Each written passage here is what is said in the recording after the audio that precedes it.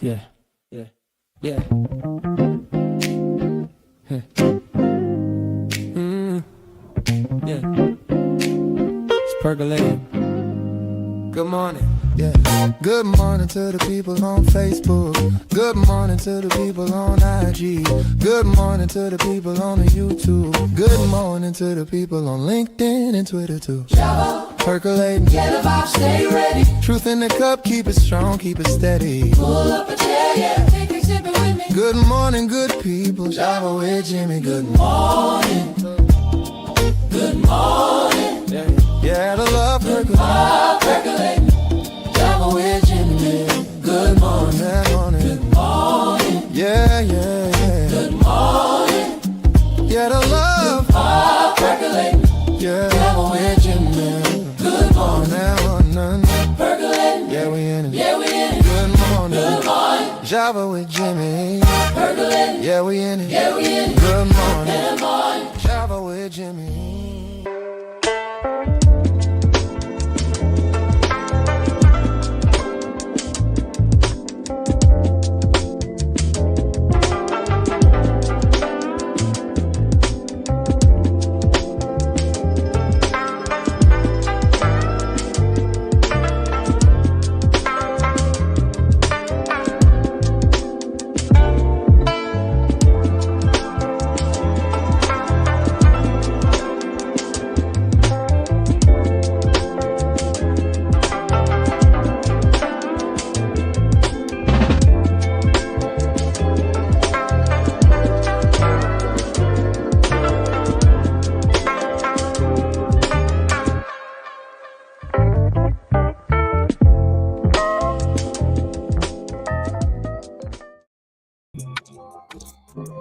Good morning. Welcome to the Java Cafe, Java fam. Good morning, everybody. Good morning. Good morning. Listen, I took the system offline, so I want to make sure that you can hear me and see me and make sure that everything is good. I don't hear, we can't hear you, Jimmy, things like that. So I think we're good.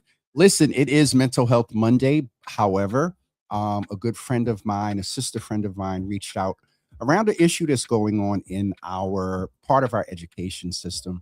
And in the context of what's going on, last week we saw the impact of the BPS budget decision, which we're not going to get into that today. But I just thought about that as I was writing the show description for today's show.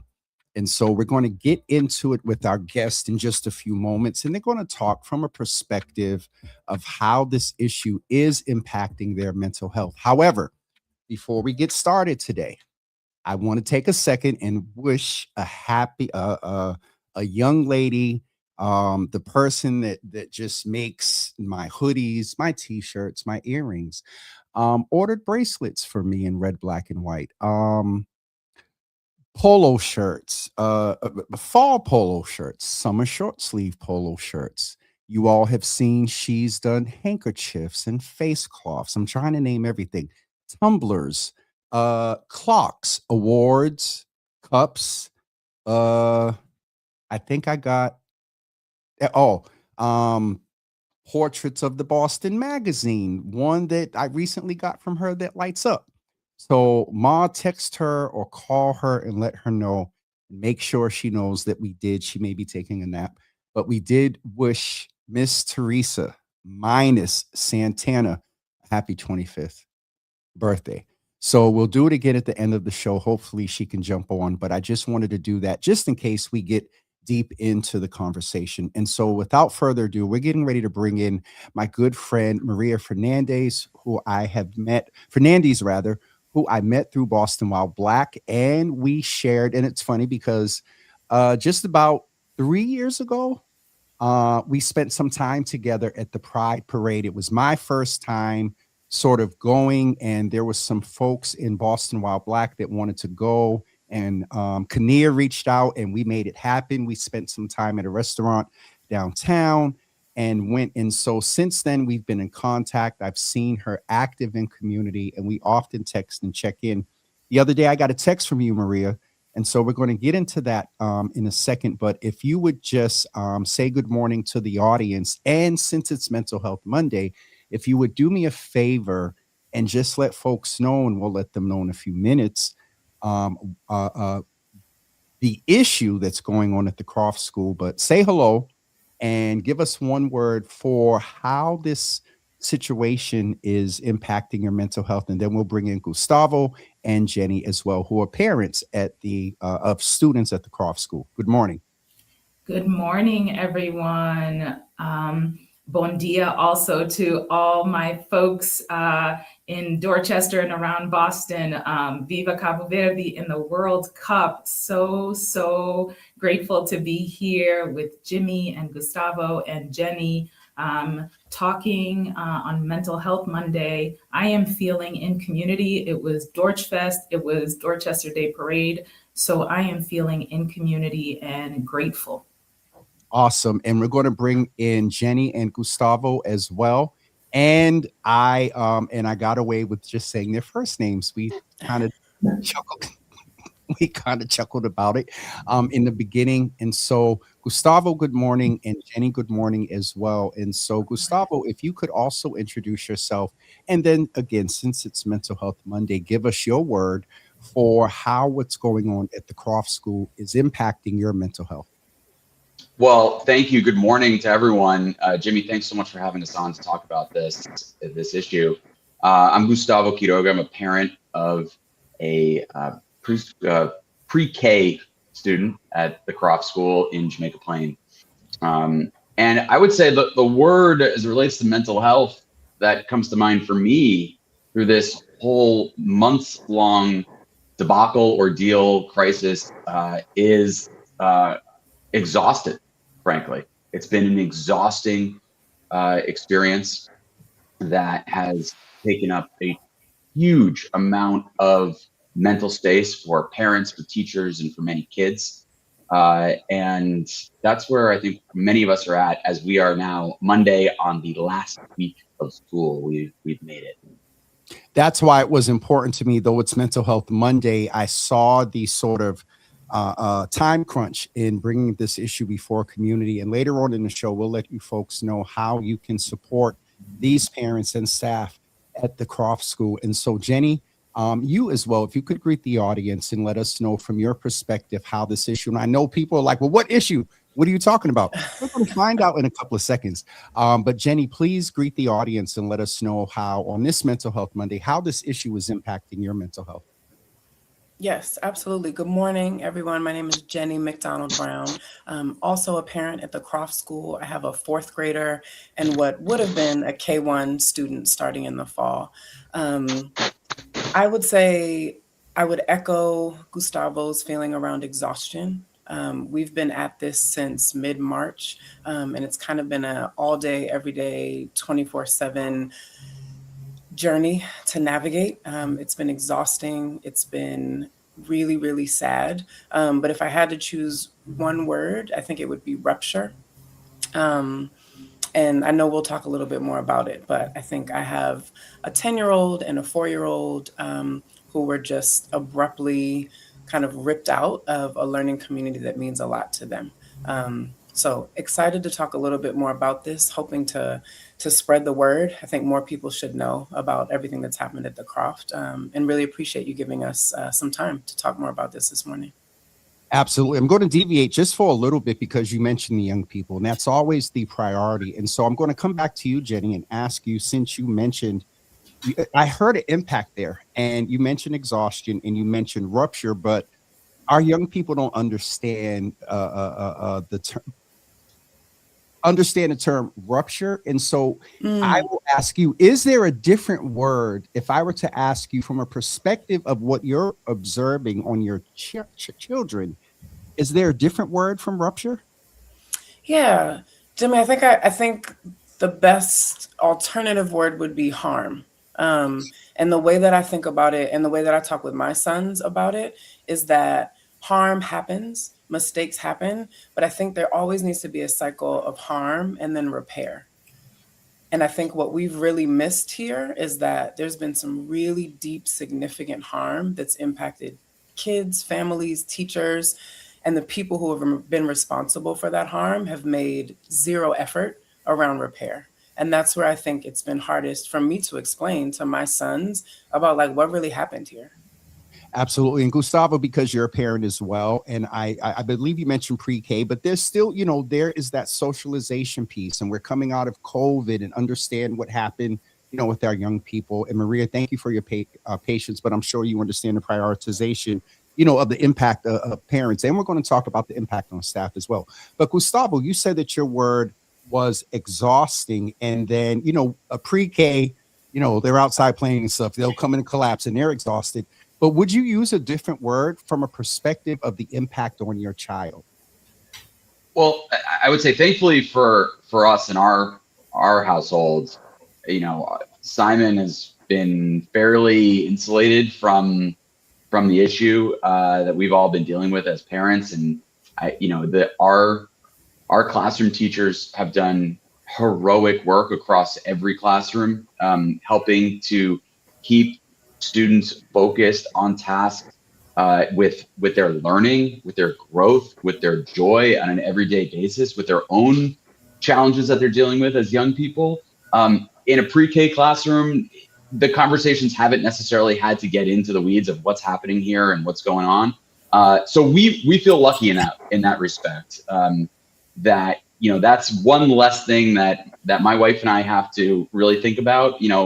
Simon understands that he's going to a new school next year, but it's less of that that pulling apart of deeply rooted community that I can't imagine what it's like for a third or fourth grader. I think about the friendships that I still have to this day with friends that I met in elementary school, and if those were taken apart abruptly without a sense of reason, that would be incredibly harmful. And so, we feel fortunate that is not a particular issue that we have to grapple with as much as so many other parents who have kids who are a bit older.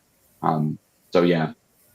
Thank you for that. So Maria, in making not light of the situation, but hearing what both parents said, it's a little bit heavy. And so I'm going to ask it like this. And fairly let folks know, because I know sooner or later someone's going to put in the comments, what's going on, Jimmy? What are they talking about? And so, Maria, in all seriousness, if you can set some context for us, what's going on at the Croft School? And then also, it is the parents, it is the students who are the priority. But there is, from my understanding and looking at things, there's a lot of impacts and sort of a rupture that has been exhausting over the past few months. And though you've been in community, this community is being ruptured, and there's a financial impact on staff. So Maria, what's going on at the Croft School? I just want to clarify by saying I am an anti-racism educator and a community development practitioner, but not an educator at Croft. I misunderstood that. Okay. No worries. My son, Francois, is a third grader at the Croft, and you're a parent. I am. And he is not assigned to any school for next year. So to Gustavo's point about older kiddos really feeling this impact, my child has told me on more than one occasion that he refuses to talk about being displaced from the Croft because it makes his brain freak out. And so the 30-second version of what has happened is that the Croft former executive director is alleged to have committed fraud, which resulted in a financial crisis, which is materializing for both the Croft Providence School, the Croft JP School, and the Croft South End School. And all three schools are taking different directions, but the Croft JP, where Gustavo, Jenny, and my child go to, will be closing as of Friday. So I just want to say, I don't claim to be a journalist, but in fairness, I just want to say I have not talked to, anyone at the Croft. And I, may use the word, allegations. And Maria, you can let us know. I believe there's a lawsuit that has been filed. And yes. So this has went into, a legality piece. And so Gustavo, if I may come to you for a second and ask you, you mentioned the word March, and so I'm going to ask you for the time frame as a parent. And Maria, thanks again for clarifying. For some reason, I just thought you were a staff there. Gustavo, how did you become aware, and of what did you become aware? I would presume back in March. Well, up until March 13th, which was a day in the middle of our school's spring break, the Croft School had been a beautiful, thriving school community across 3 school locations, as Maria mentioned. That was an innovative model of progressive, inclusive education that was working. It was, our kids were thriving and growing, and this was a beloved school. There was no indication that beneath the surface, the founder of the school and the former executive director was allegedly committing a massive financial fraud, which, by the way, he recently admitted to in an open letter to parents and teachers just last week. So allegedly, but he's admitted. On March 13th, we all received an email from the board of directors letting us know that serious irregularities had been discovered with respect to the financial management of the school. And that was this massive financial fraud, carrying 2 different books to keep records. Apologies, my headphone may just pop out of my ear right now, so I'm going to take it out. That kind of opened up a process in which the board let us know that we had until the end of that pay period, I think it was about 10 days, until the school was out of money and the school would have to close. Well, the families of Croft refused to allow that to happen for the obvious reasons of incredible disruption of being without school in the middle of the spring, in the middle of March. We came together and raised, I'll speak for the JP school alone, we raised about $1.2 million across the entire school community, reaching out to family, reaching out to friends, reaching out to coworkers, reaching out to anyone we know who could help to raise the money that was needed to bridge ourselves to the end of the school year at the very least, for teacher and staff payroll and certain operational expenses, just to get to this June 12th date that's on Friday. We were able to do that. This incredible community of families came together and achieved that and raised those funds. And that was, what we thought was the start of an opportunity to save the school, and perhaps be in partnership with the board of directors. 4 members of the board. That's all that there are on that board. And yeah, I would just say, and unfortunately, that was not the end of the story. The board decided that they were going to proceed with a sale of the school to some other operator, but never worked in good faith collaboration to in the interest of parents, families, teachers, students, and really just in our own interests. And that's what many of us have been really focused on, is making sure we're getting our teachers fully paid, which is not the case as of right now, holding the board accountable for the actions and decisions they've made since the fraud was discovered, and then finding some ways to work with some of our elected officials in the city of Boston, which we can talk about, on some reforms to make sure that this kind of thing doesn't happen again in private independent schools.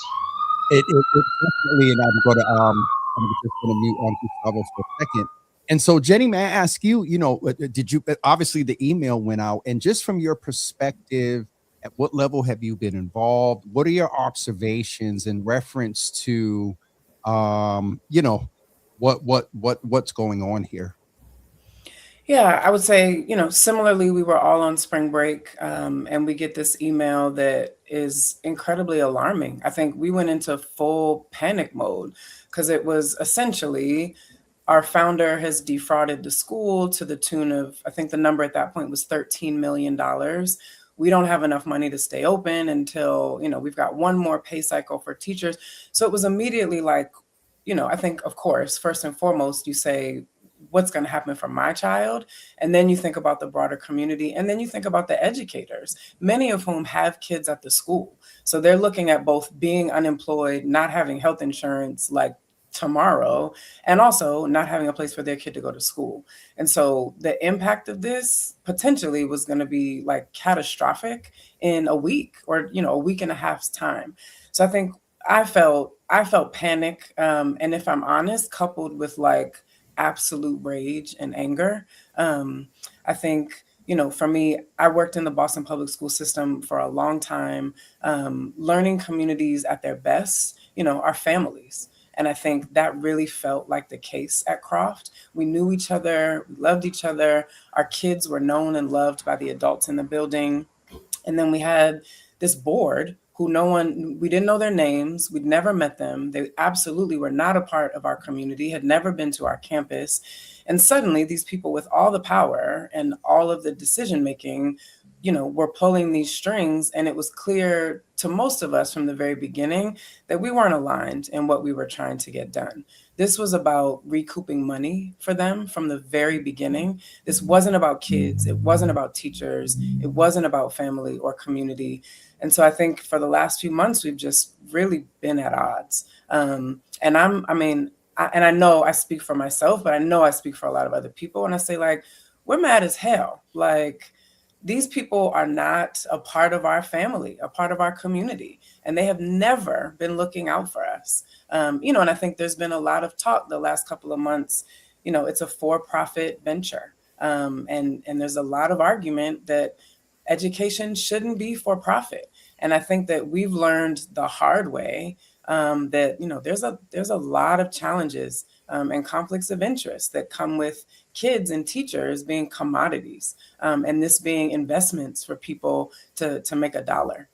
And then when it goes bad, which it did in this case, your goal is to recoup that money. It's not to make sure that you get it right. And so when we talk about this harm and repair, there's no effort here to really repair what we think was broken. They're just trying to get the money back. And so I'm mad. I think we're all really, really mad because these folks aren't being held accountable. And it feels like they're just going to walk away with no consequences and no accountability, while our kids are going to have to start over in building that like loving community in a different place. I'm literally, and if you all, I know the couple of folks that watch and advisors, I know they see my face, and I'm sitting here trying to process this. And so it makes me ask a couple of clarifying questions. And Maria and Gustavo, if you could answer this for me, or Jenny as well. So I heard for profit. And so this is is this a charter school? Yes or no? This is a private school. Yes. Correct. Okay. And so you all were paying for your children to get this specialized education, something about the Croft School stood out to you, and yes, you were there. And so I just wanted that clarity. Maria, Gustavo mentioned that there was an admission of the misappropriation of funds. Do you have what can someone clarify for me what that is? And then I'm baffled by the for-profit and the fact of you're mentioning recouping of money while there is, and I'm an entrepreneur. I'm a business owner.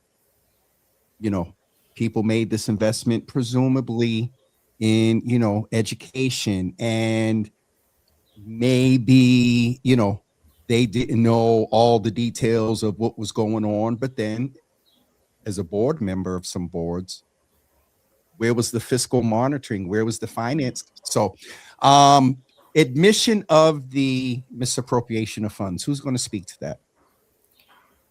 I just want to add that I actually did not read his apology, which came to the community through his attorney, as an admission. I actually read it as, I got in over my head, and therefore you should give me credit for creating this progressive school, and you should give me grace and mercy for getting in over my head. And I reject that. I reject that narrative, because he was not in over his head.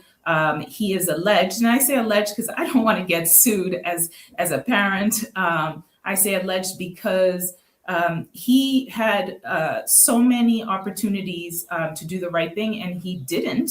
And so I don't think he was in over his head. I think he knew what he was doing, and I think he knew the harm that it would contribute to the community. And now he is asking for grace and mercy. And I pray for his mental health. I am, a believer, and I pray for his family, but I do not buy the narrative that he was in over his head. I think he knew what he was doing, and I think the board is responsible for what he was doing as well. So that is my narrative, and that is what I'm sticking to. And I also want to say there were a lot of us at the Croft, I'll speak for myself, who were at the Croft because we have Black and brown children, and we wanted something unique for our Black and brown boys, especially for me. And my son went to the Croft on a scholarship, and for me, that was ancestor money.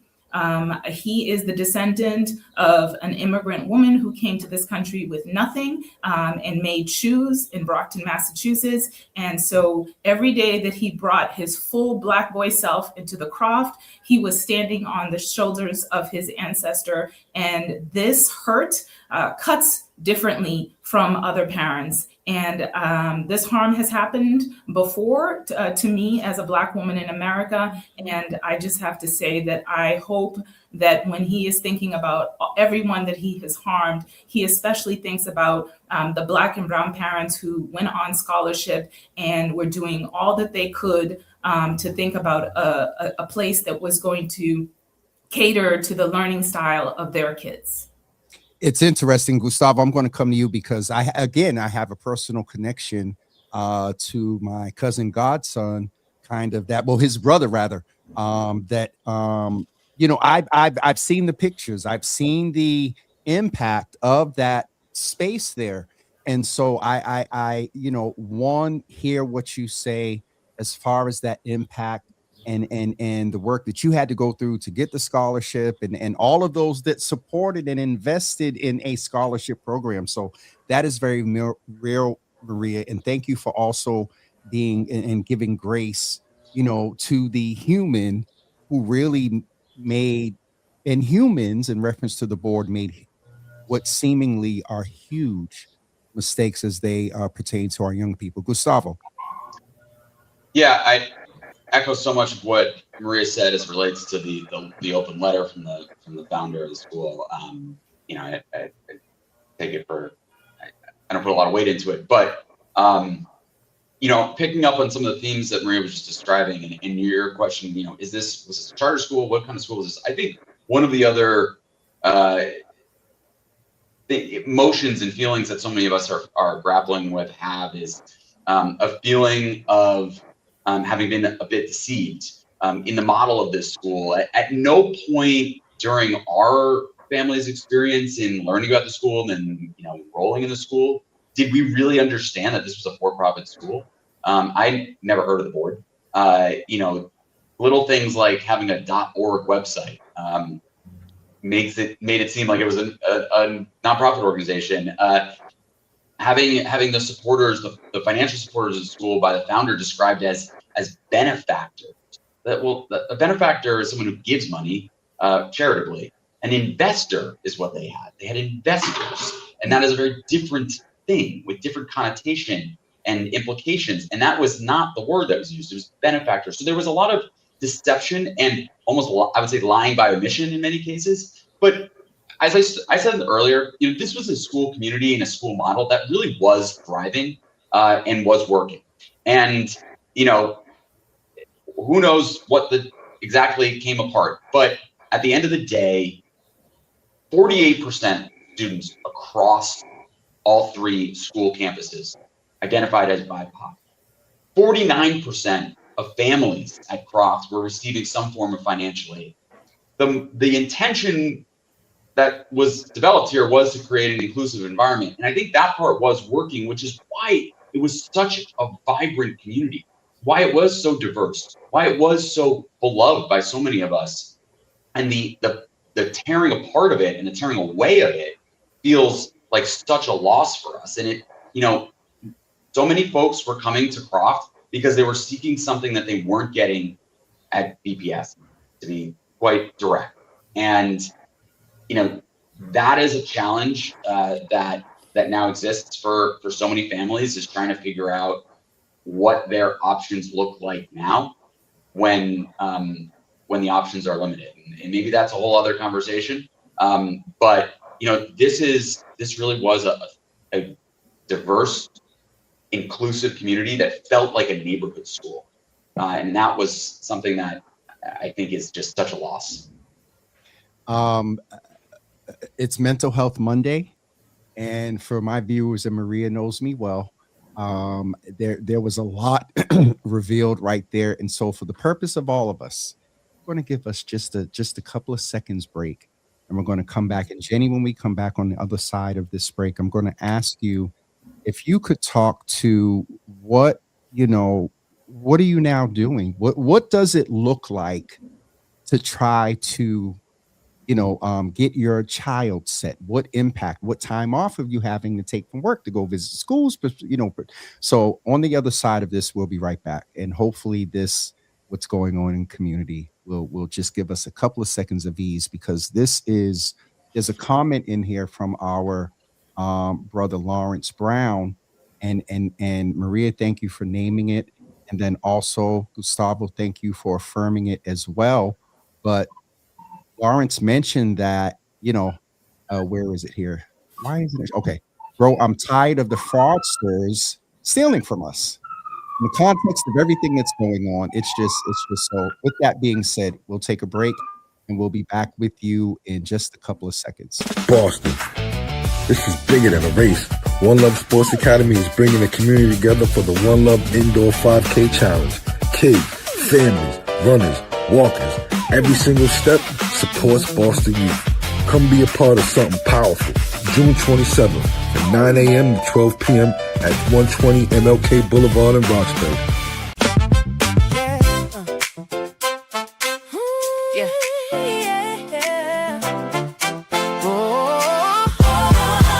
From the heart of the city where the people still fight, we came together in the sunshine light. Tables lined up with hope and care, healing in the atmosphere. 5 years strong and we're still here now, building healthier future somehow. Yeah, Healthy Jive brought the people through with the information people need to make it through. Every handshake, every smile, every story shared made it worthwhile. Your Healthy Jive, bringing you the info you need to get and stay healthy. For every family, every voice, every dream, we rise together as a community. A Healthy Jive, hope you can feel healing that's honest, healing that's real. Hey, yeah. Named in honor of Dr. Betancourt, a legacy of care that still moves us forward. Cancer screenings and mental health care, violence prevention because people matter here. Support services standing side by side, routine health care with dignity and pride. Neighbors helping neighbors every step of the way. That's what community looked like today. Boston stood together, young and old. Stories of resilience still being told. And through every conversation, every resource shared, you can feel the love, you can feel the care.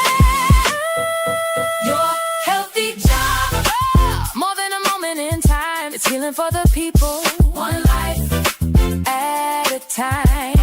From being court to every block, the message remains clear. Health is power, and we're stronger when we're here. Your Healthy Jive, bringing you the info you need to get and stay healthy. That's the mission, that's the movement, that's community. Since 2022, still showing up, still. So if you are coming back and wondered why we were playing the extended commercial, we are talking with parents from the Croft School, and just there's direct of this situation impact. But I'm sitting here and I'm listening to what's going on, and it's Mental Health Monday. So in that space, I'm just bewildered, and so. Jenny, I'm going to come to you and ask, if you don't mind, on the other side of that break, Gustavo would, made reference to the fact of, what are the options you all, and as he said, the whole BPS, and at one point, this was before last week, may have been a concern. You all pulled them out or whatever reason, never there, and invested and in paid. Gustavo said invested as far as these benefactors, but you all made an investment, whether it was time for scholarship or paying or whatever, supporting, volunteering, investing in family and community. You mentioned your words were ruptured as far as the overall impact, and then you mentioned to your child, I forgot the word you said when it came to your children, but remind us of that word. And then what are you doing as a parent? Like, what are you doing? What was the word for your child, and what are you doing? Yeah, the word from my boys was harm, kind of coupled with repair, or the lack of repair in this case. And then in terms of what we're doing, I think there were a lot of families who really, really were optimistic that the Croft would survive and that we would all be able to figure it out and stay as the community that exists. I think just the type of person that I am, I wanted that too. And I need a plan B, C, D, E, F, G, H immediately. And so really soon after getting the news, my family started, we went into planning mode. And so what that looked like, the timing was absolutely brutal in terms of looking at other school options. So we'd missed the priority deadline for my K1 student. So we missed that priority registration deadline, which meant, the lotteries and the placement and the assignments for BPS, we weren't going to be in as a competitive place because we were filling the applications out late. But we filled out all the BPS registration stuff. I do want to give a shout out to Boston Public Schools. They were fantastic in response to this. They got their enrollment team got together. They had information sessions for Croft parents late at night, early morning, on the weekends. They really answered the call in terms of making sure that all Croft parents knew all of the options and exactly what needed to happen in BPS. So I do want to show them some love because, they don't have to do that kind of outside of a really humongous job that they have to do around enrollment every year at this time. And they stepped up in a way that I thought was just really, really kind and showed community in a way that I appreciated. So we did the BPS thing. We filled out all of the common applications for the charter schools. We'd also missed all of the application deadlines there. So we were, kind of at the back of all of those wait lists as well. We did Catholic school applications, and we did look at other private school and independent schools. But again, we'd missed the financial aid deadlines. We'd missed the admissions deadlines. A number of independent schools also, I think, went above and beyond in terms of extending application deadlines, doing extra visits for families. I know a lot of Croft families, were kind of outside of the regular admissions cycle, and the admissions teams at various schools were just really accommodating and flexible. For my family, most of the private schools in Boston cost, $40,000 a year. We were at Croft, similar to Maria, on a pretty substantial scholarship. So a private education was possible for us because of that financial assistance. So to go to the Park School or Beaver Country Day at $40,000 a year is not something that my family can do. And so we were in a really hard position because I'm saying, I've got a K1 student, I've got a what will be a fifth grade student. So I need 2 slots outside of your regular enrollment cycle, and I need a ton of financial aid. So these people are looking at me like, ma'am, that's not going to happen. So private schools weren't an option. BPS were on wait lists, and we're still waiting. Charter schools, we were, number 78 on the wait list at various charter schools. We tried Metco. I mean, we did everything. This was hours and hours and hours of our family's time and life for the last couple of months trying to figure out where to go. And as of today, we're still not sure. That was going to be my question, if you didn't mind sharing, and not to be intrusive. Yeah. Like, what are the status of things for your 2 children? Yeah, we don't know. And, which is, again, for Mental Health Monday, my 4-year-old is like, what's for breakfast? I don't care. He doesn't know what's going on. But my 10-year-old this is hard. and he's looking to his left and his right, and some of his friends know where they're going and some don't. But I mean, you know, kids need previewing to transition. They need structure. They need to feel safe. And it's hard for me day in and day out in June to say to him, I don't know yet, man. I don't know what we're doing. And the reality of the BPS assignment and some of the other things, we may not know until September. And that's tough at 10 years old to not be able to know what your fall is going to look like and where you'll be. So I just, you know, one more reason to be mad at these folks for making this mess that families have to clean up for their kids. In the context of Mental Health Monday, when you were talking about your child, I'm hearing anxiety. I'm hearing depression. Let's say he gets among his peer group and children do what they do. 5 of them have an assignment. He doesn't. Yo, you don't know where you're going.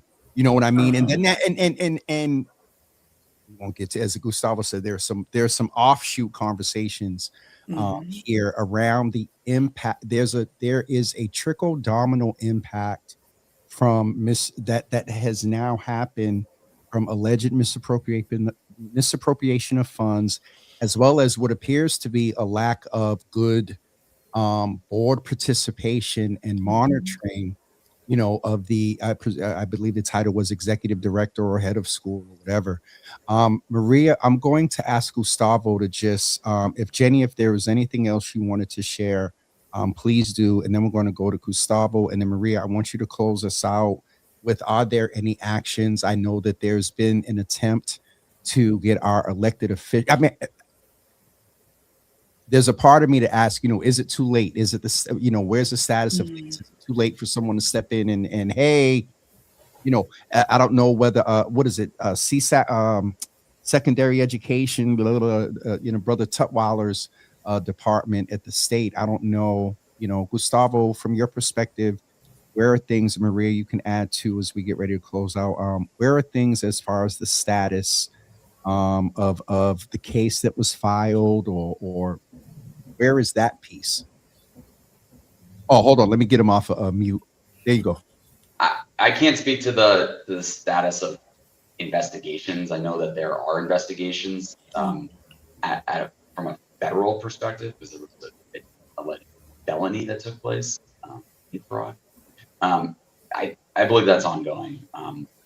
But you know, from our perspective on the ground, I think many parents have been involved in a lot of organizing work here.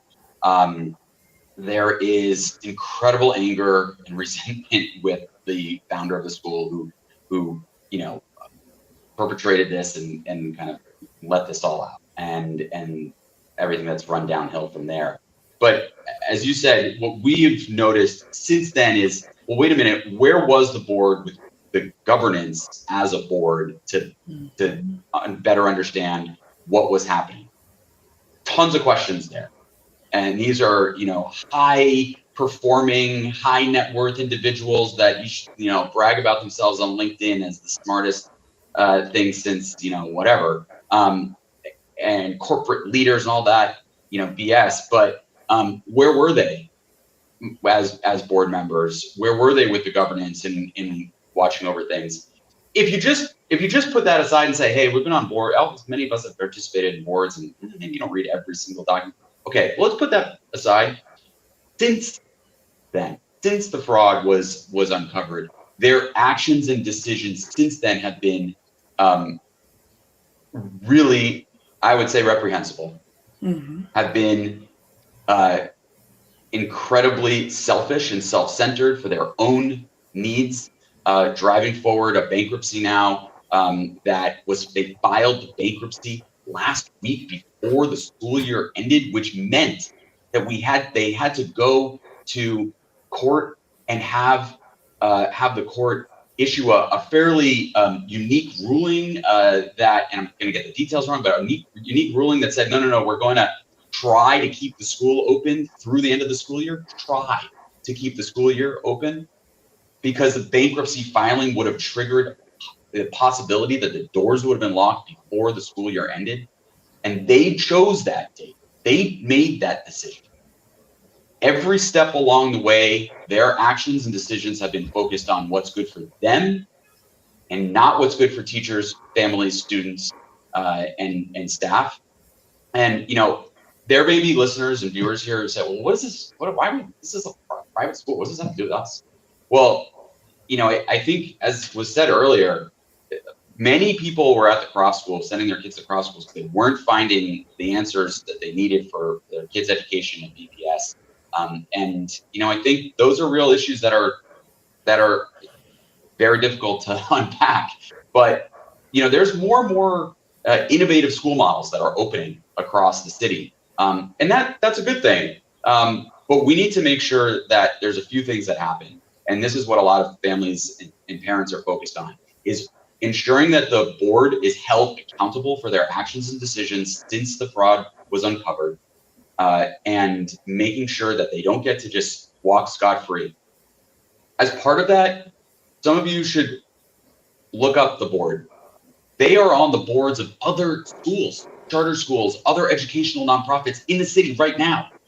If they're on a board of a school that you're a part of in your community, or a nonprofit that you're connected to, maybe that should be a question you should start asking the leadership of that organization. Is that the kind of person that we want as part of the governance of our organization? That's part of accountability right there as well. And the last is that in terms of reform, what we've come to understand is that the oversight of private schools actually happens at the district level.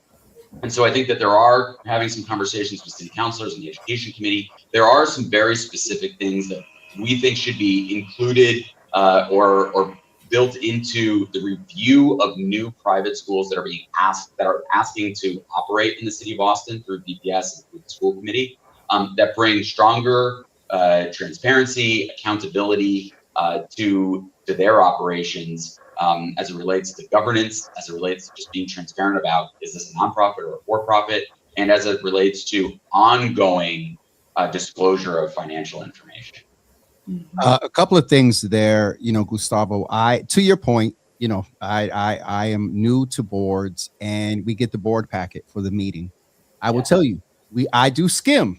Yeah. One of the biggest sections and one of the most times that we pay attention to in our board meetings is the financials. Mm-hmm. And that is where I'm literally zooming in and wait a minute, what does this mean? Is this projected? Is this actual? Where are we at? Are we sure we're going to get this grant? And so, that board. So what I heard from you was board accountability. I heard some level of policy to where there is a criteria and full definition, and or an allowance for innovative models to maybe be for-profit versus nonprofit. And then I also heard, I forgot what the third thing was that I heard. Well, I think it's just, nonprofit organizations are required to submit annual third-party financial auditing. And if we're talking about schools education and it's a for-profit, we can have a debate whether that should be allowed or not. But for now, it is. They should have to provide third-party audited financials to ensure that they're operating sustainably and above board. All right, Maria, I'm going to give it to you. I did hear some action from Gustavo, and also to his point, and I don't know if I'm going to look as we get ready to turn it over to Maria, but we have, if the website is up there and it has our mission and middle school program. I don't see where our educators and gallery connect, but at least there's the website. And then entities have to, for profit or not, they have to update with the State Secretary Galvin's office the annual report. Matter of fact, I think mine is late. An annual report that talks about president, vice president, clerk, treasurer, and then board of directors. And so, with that being said, that information is public. And so to Gustavo's point that if there is this alleged lack of close monitoring with this for-profit, and they're on boards of nonprofits that right now, and let me get them off the screen. So I'm saying this, hold on. Right now, in the context of everything that's going on in the country and budget cuts and things like that, organizations that are impactful in doing the work need to ensure that those that are responsible for their maintenance and sustainability need to pay close attention to the financials. And so with that being said, Maria, if you could reiterate any actions, and then also I just want to, before you do, what Jenny said and what you raised earlier, and Gustavo named the numbers of 48% identify as BIPOC, and I believe 49%, essentially half, are on, and Jenny lined it up, you know, are on financial assistance to support education of about 50% of BIPOC, Black and brown young people, you know, at that school. And so I just want to name for you and Jenny and Gustavo and all the parents that is a lot. But anyone that is challenged with, you know, multiple children and life and whatnot, to have this opportunity essentially be abruptly taken away from you, it is traumatic, you know. And so, Maria, please, the floor is yours. Close us out. Final words, action, soliciting of whatever that the community can do to support. Let us know. I just want to appreciate Gustavo. I think, you know, the actions that he highlighted, the three are what I would say. So I don't want to add any more to that. I want to shout out to Black women, because Black women seem to always be the ones cleaning up the mess of those who subscribe to the almighty dollar. First of them would be our Congresswoman Ayanna Pressley, who has a nephew that goes to the Croft School and was impacted by the situation. I just want to thank her for her guidance and support throughout this effort. I also want to shout out Attorney General Andrea Campbell in her office. They've been monitoring the situation and giving us guidance and support. And I want to shout out all the teachers, the educators at the Croft, who, as Jenny said, have worked to attend to our kids and continue to teach them and attend to both their education and their mental health for the last 3 months. Not knowing where they're going to be next year, not knowing where their next paycheck is going to come from. So, and many of those educators are women of color. So I just want to shout out those folks, because it has just been, it has been exhausting, as Jenny said. It has been triggering. It has been emotional. It has been a great weight to carry, while at the same time, lifing, right? While doing our jobs, while showing up in community, while doing all the things that we need to do. So I think that is what I would close off by saying. Just thank you to the educators. Thank you to the Black women who have showed guidance and support. And thank you to you. You are a pillar in our community. And we spoke to, since March, we have spoken to many folks in media. And the story has been told in different ways. But for me, this was special, Jimmy, because we were talking to our community. And as Brother Lawrence said, we as Black and brown people have experienced this harm time and time and time again. And wherever my son ends up next year, we applied to one private school and they said, you know, this is a space where it's all hands on deck. What are you going to do if you get into this school to contribute?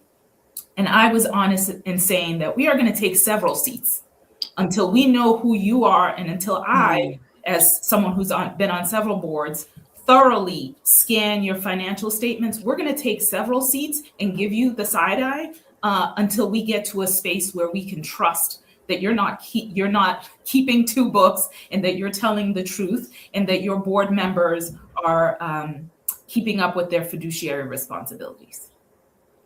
So thank you, Jimmy. Listen, this is what we're here for. And I am Rhea, you know me. I'm usually not short for words at all. And I'm be encouraged.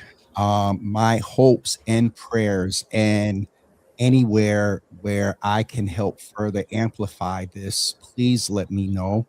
Um, it's just, and again, there's, there's the macro observation of impact, and then um, little, I'll just say, little Neek is being impacted as well. And I know what his mom has done to get him to, he's a very unique, special young man.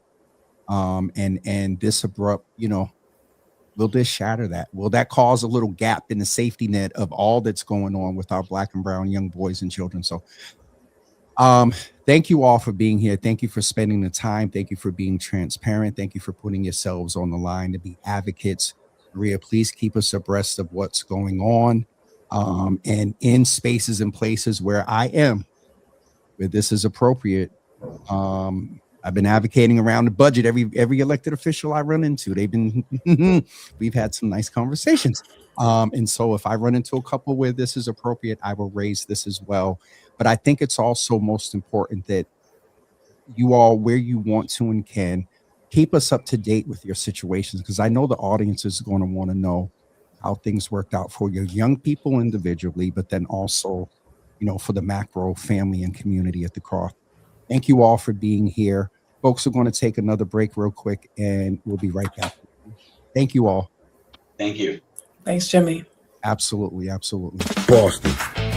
This is bigger than a race. One Love Sports Academy is bringing the community together for the One Love Indoor 5K Challenge.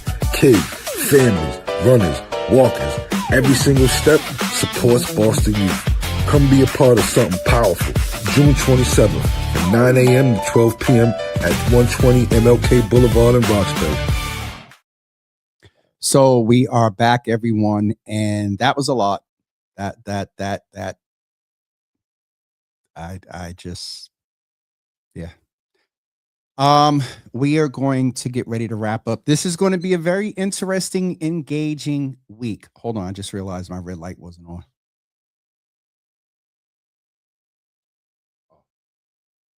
Trying to be cute. There we go. I knew something was missing this morning. I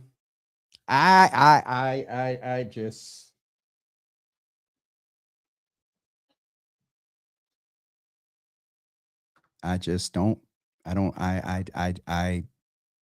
you see, in the context of this being a very interesting week, we tomorrow will chat with the Better Budget Alliance, as well as Brother J.L. Smith, who came in our community here as a viewer, and became very active in our space here in community. But we're going to begin at 10 a.m. with Brother Khalil Howe, who is a part of Better Budget Alliance and the Youth Power Union. I believe I got that right. And J.L. Smith will be with us at 10:30. And we're going to talk about the budget and the advocacy that young people and others are doing around proposed budget cuts and the city council's action, or by some view it as inaction around some things. I'll put a little note right there that my understanding is that budgets are approved to fund departments and not cabinets. And so specifically to the funding that has been requested to go back to Brother Frank Farrell and directly to the Office of Black Male Advancement, that line item needs to go back to that office, Frank Farrell, and as that equity cabinet, as they should move in equity, not equality, there is a difference. If anything comes out of the new way of potentially doing things in that cabinet, Chief Savalas, Marty Angeli, then increase it, if anything. But for right now, that needs to be back in the purview of Brother Frank Farrell directly, as a Black man having full oversight of how that line item is spent. So, and since we've had an invitation in since January to chat with you about equity as the chief of the equity cabinet, holla at your boy. So We're going to talk about the budget tomorrow at 10 and 10:30. On Wednesday at 10 a.m., we will have our first Waterfront Wednesdays with the Coalition for a Resilient and Inclusive Waterfront. They'll be with us at 10 a.m. And then at 12 noon, Mayor Michelle Wu will be with us on Wednesday at 12 noon. Mayor Michelle Wu will join us here in the Java Cafe this Wednesday at 12 noon. And then on Thursday, we're going to speak to a movie producer and a friend of mine and a youth advocate and someone that understands this space well, that went on and got his, I believe, a law degree and or has a doctorate in something. But he has a film that talks about a lot of systemic structures and things that limit Black and brown people and racism. And so he has an event coming up this Saturday, and he's going to chat with us on Thursday. So we have full programming for you this week. I told you all I was working on it because I know y'all are tired of seeing my face up in here every day. And so that is our programming for this week. Budget tomorrow, 10 and 10:30. Crew, the Coalition for a Resilient and Inclusive Waterfront on Wednesday at 10 a.m. And then the mayor at 12 noon. And then on Thursday, Brother Trevor Milton. And then on next week, we will have an episode with our brother Thaddeus Miles, our uncle Thaddeus Miles. I'm not going to go into detail, but he's just not been feeling well the past few days. And so please add Brother Thaddeus, Uncle, I keep saying brother because, he's Brother Thaddeus, but please add Uncle Thaddeus to the prayer list, as well as I'm not sure if she was able to make it in, but if Miss Teresa got into the Java Cafe, so she can hear me directly here on today's show. Oh, no, that's Terrence, not Teresa. Angel probably got her out at breakfast. All right, Miss Teresa wasn't able to make it in this morning, but we just once again want to wish her a happy birthday as she turns 25 today.